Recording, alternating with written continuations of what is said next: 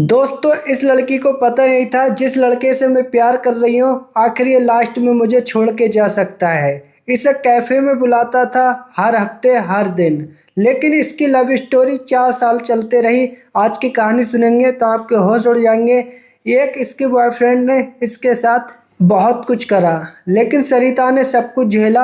आगे आप जानेंगे, तो वीडियो को लाइक कर लीजिए, चैनल पर न्यू आए चैनल को सब्सक्राइब कर लीजिए ताकि हमारी अगली वीडियो आपके पास आ सके। एक दिन सरिता जाती है अपने स्कूल पढ़ने के लिए, दिल्ली कॉलेज में पढ़ती है। और इधर एक लड़का होता है जिसका नाम है पिंटू। वो भी 12 साल का हो जाता है, लेकिन वो भी पढ़ने के लिए उसी स्कूल में जाते हैं। आखिर पिंटू के स्कूल में लंच होता है और ये लंच में दोनों मिल लेते हैं। सरिता एक तरफ खड़ी थी और पिंटू एक तरफ खड़ा था। आखिर पिंटू ने पहले सरिता की तरफ देखा तो सरिता मुस्कुराई और पिंटू भी उसको देखकर मुस्कुराने लगा। आखिर इनका एक दिन ऐसा आ जाता है कि सरिता पिंटू से बोलने लगती है, बोलती है कि आपका नाम क्या है और आप कौन से क्लास में पढ़ते हैं। लेकिन पिंटू भाई 11वीं क्लास में था और सरिता हाई स्कूल में थी, लेकिन इनका एक क्लास का फैसला था, तो इन दोनों की दोस्ती हो जाती है। आखिर सरिता नंबर ले लेती है पिंटू का। अब इनकी बात होती है घर जाने के बाद।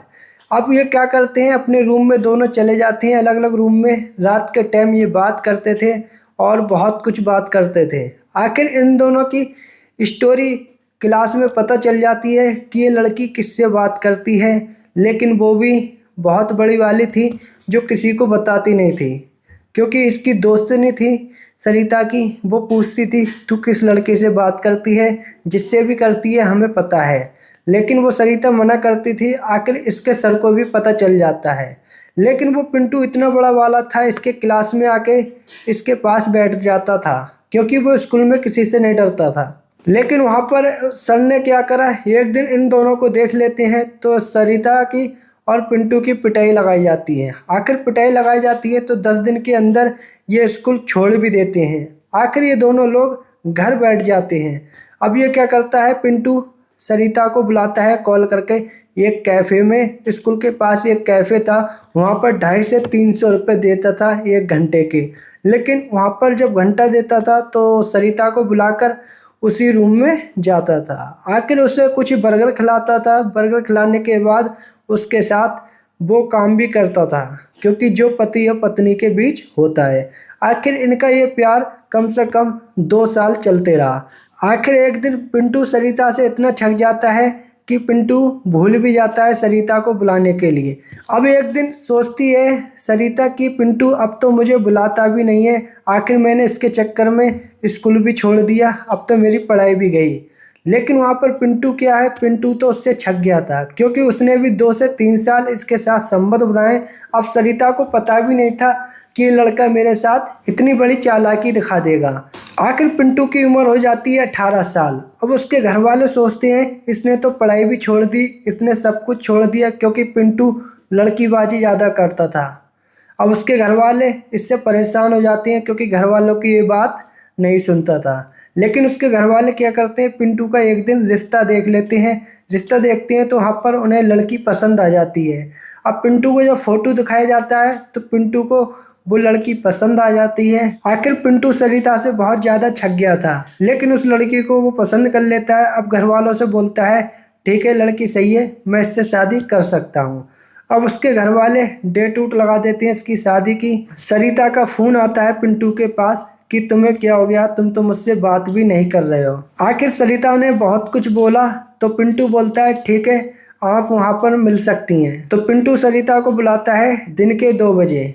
आखिर वहाँ पर सरिता क्या करती है, बहुत अच्छे से सज बन के गई थी, क्योंकि सरिता की भी उम्र हो गई थी 18.5 साल, क्योंकि 19 साल की हो चुकी थी। आखिर इन दोनों की जवानी भरती थी। अब सरिता वहाँ पर सज बन के चली जाती है। जब जाती है तो वहाँ पर पिंटू क्या करता है, उसी कैफ़े में बुला लेता है। आखिर बुलाने के बाद उसके साथ संबंध बनाता है उसी तरकीब से जैसे बनाता है। अब की तो इसने 2 से 3 घंटे संबंध बनाए थे, लेकिन सरिता को पता नहीं था कि इतना बड़ा जालिम निकलेगा।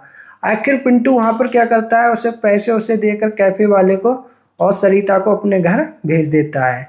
अब पिंटू क्या करता है, अपने घर आता है, क्योंकि इसकी शादी की डेट फिक्स हो जाती है। अब इसके घर पे शादी की तैयारी कर रहे थे अब लेकिन वहाँ पर एक दिन इतनी बड़ी घटना हो जाती है कि सरिता के पेट में दर्द होने लगता है।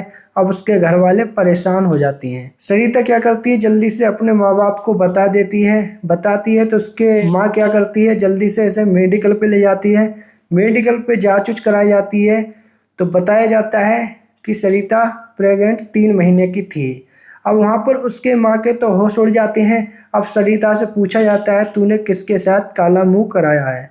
तो सरिता वहाँ पर रोकर बताती है कि मेरे स्कूल का एक लड़का था जिसका नाम है पिंटू, मैंने उसी के चक्कर में पढ़ाई छोड़ी थी। अब उसकी माँ क्या करती है, पिंटू के घर जाती है लेकर सरिता को। आकर उसके माँ बाप को सारी बात बता दिया जाता है। अब बता दी जाती है तो उसके घर पे जब बात चलती है, हमने तो पिंटू की शादी भी फिक्स कर दी है। तो उसके घर वाले बोलते हैं, आखिर तुम्हारी लड़की इस लड़के के पीछे पड़ी थी। अब वहाँ पर ये बहुत ज़्यादा बात बढ़ गई थी तो वो क्या करती है, सरिता की माँ बोलती है, अगर तुम मेरी लड़की के साथ इसकी शादी नहीं कराओगे तो मैं पुलिस को बुलाकर अभी तुम्हारे लड़के को पकड़वा दूंगी। तो वहाँ पर क्या बात बहुत बढ़ जाती है। लेकिन पिंटू के माँ बाप क्या सोचते हैं, बोलते हैं कि हमें 2 दिन का सोचने का टाइम दीजिए। आकर उसके माँ बाप फैसला लेते हैं। एक दिन बोलने लगते हैं कि पिंटू की शादी उसी लड़की से कराई जाएगी, क्योंकि उसके पेट में जो 3 महीने का बच्चा है, अगर हम इसकी शादी करा देंगे तो वो लड़की भी खुश रहेगी और उसके घर वाले भी खुश रहेंगे। क्योंकि पिंटू का जहाँ पर रिश्ता लगा था वहाँ पर उसकी शादी कैंसिल करा दी जाती है। अब वहाँ पर लड़की वाले बहुत ज़्यादा परेशान हो रहे थे तो पिंटू पे वहाँ पर पैसे पड़ते हैं, वो पड़ते हैं 50,000 रुपये। आखिर वहाँ पर उसका केस सॉल्व हो जाता है। अब सरिता के साथ पिंटू की शादी होने की डेट लग जाती है। आखिर 2024 में लगी थी उसकी डेट फिक्स। तो 29 मार्च को इन दोनों की शादी हो जाती है। अब सरिता की माँ क्या करती हैं, पिंटू के लिए बहुत सारा दहेज देती हैं और खुश होकर उन्हें वहाँ पर विदाई कर देती हैं। अब पिंटू सरिता को घर लेकर आता है।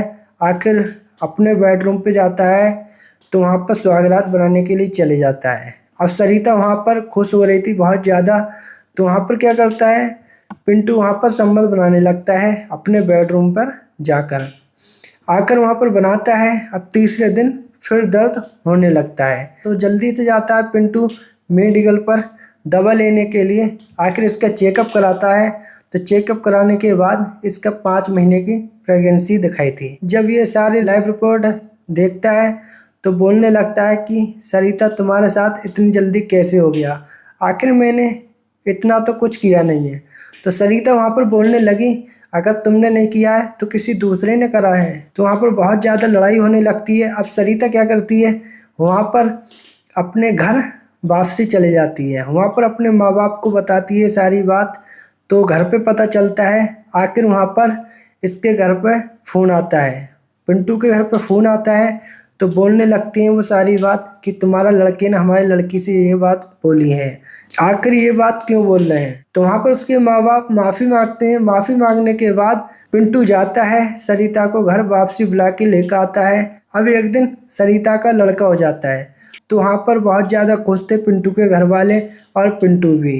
अब क्या करते हैं, सरिता को बहुत ज़्यादा समझने लगते हैं। लेकिन उम्मीद करता हूँ दोस्तों ये वीडियो आपको जरूर पसंद आई होगी। तो वीडियो में कमेंट करिए आप ये वीडियो कहाँ से देख रहे हैं और ये स्टोरी बिल्कुल रियल है। मिलते हैं गैस अगली वीडियो में, जब तक के लिए बाय बाय टाटा।